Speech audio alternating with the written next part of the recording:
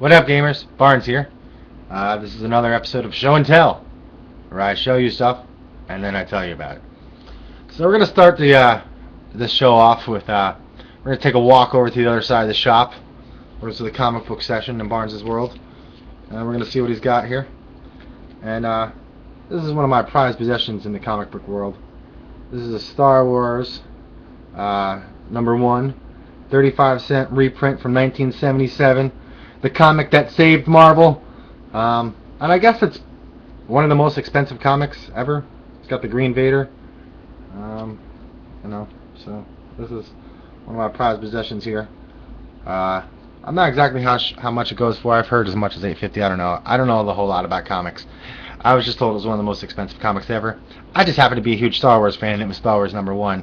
I got the comic for a song, so that's why I got the comic, not necessarily for any kind of monetary gain or investment of a collectible, but it's cool as hell. I mean, I've read it. It's the first one, and basically the deal is that they ran off, and Star Wars was such a hit that they had to run some more off, and they didn't run off as many the second time as they did the first. So this sucker, which I guess they upped the price a little bit, which really helped Marvel out and get them back on their feet financially at the time. I guess they were kind of hurting. But I guess this sucker's quite valuable. Maybe somebody out there knows a little bit more about comic books than I do. I've been told it's one of the most valuable comics ever. I don't know how much true that is, but anyway, that's it. And the second thing I'd like to show you is something I've been working on. This is my second hill, or second cliff face, using the hot wire foam cutter. And I got this made this out of styrofoam. I stole out of the neighbor's garbage. And I'm not sure exactly what this piece of styrofoam was intended for. I think it might have been for like a lampshade, inside of a lampshade or something, but I've carved it up. And I know some people think that this isn't too imaginative, that this lacks imagination for gaming, and I can understand where they're coming from. I mean, they're into their words.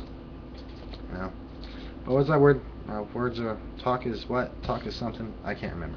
Anyway, so this is something I was envisioning for my game, one of my sessions, and I was like, well, I'll just make it 3D, 1/60th scale.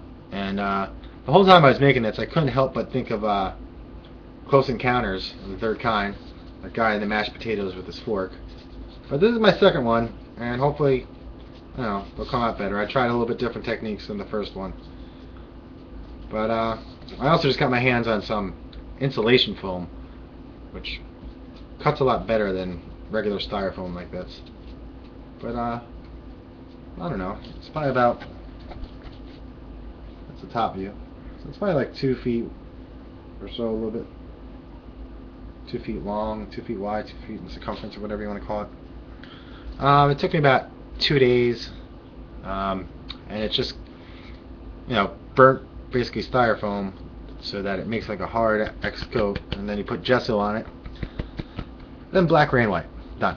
You can't clear coat styrofoam, even though I have a tremendous amount of layers on this, because it will burn it.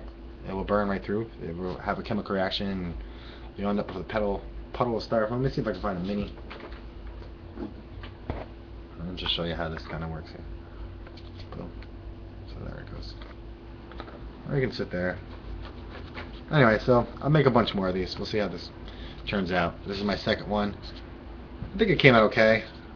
I wasn't quite as experimental as I was with my first one. So, I don't know. We'll see. And something I always gotta showcase some of Norton's work. One of my players, I got a player who's really into modeling. It's kind of like a lost hobby, railroad modeling and stuff, and so he applies that to our role-playing game. And we're also a bunch of war gamers, so leave us alone, okay? But this is some water he made, and he kind of rushed it, but it's a little lake, and he was his first one, so he thinks he can do better, but this is just a little lake effect for our table. And I thought it came out pretty cool. It said it took him a night or so, and eventually I have to get his website connection here. I'll have to tell you his website connection. He does art, and so he picked this up and put it together for me. He just used some caulk and colored the caulk and put it in layers.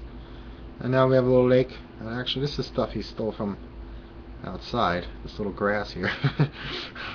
That's actually was growing outside last week. But Norton was nice enough to put this together for our group, and eventually someday we'll have a scene with this in there. And I can't imagine the cost of this was much more than $2 to put together. Anyway, so that's Norton's work. I thought it was pretty cool. Shall I show it to you? And hopefully it'll make its way to the table someday. And, of course, Artistic Soul wanted to know about some of my favorite minis. So, I'll tell you. This is one of my favorite minis. See how much detail I can really get on this sucker. Anyway, that's him. He's a knight of sort. Let me try to get a better picture of this guy. Hold on with me.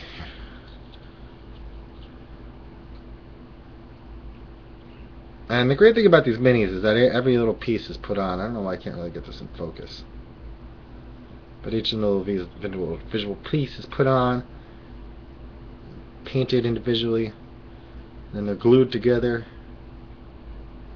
This camera is not doing this mini justice whatsoever.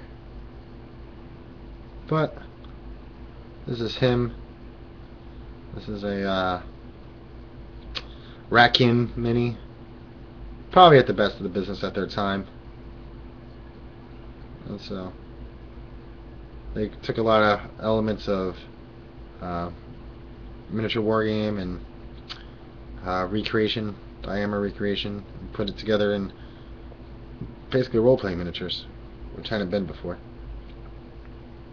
I forget this guy's name, but he's definitely one of my favorites. And the cool thing about this guy is I have him on the mount, or I also have him on foot. There he is on foot. So that's kind of cool. Same exact guy. So I have one mounted and one unmounted.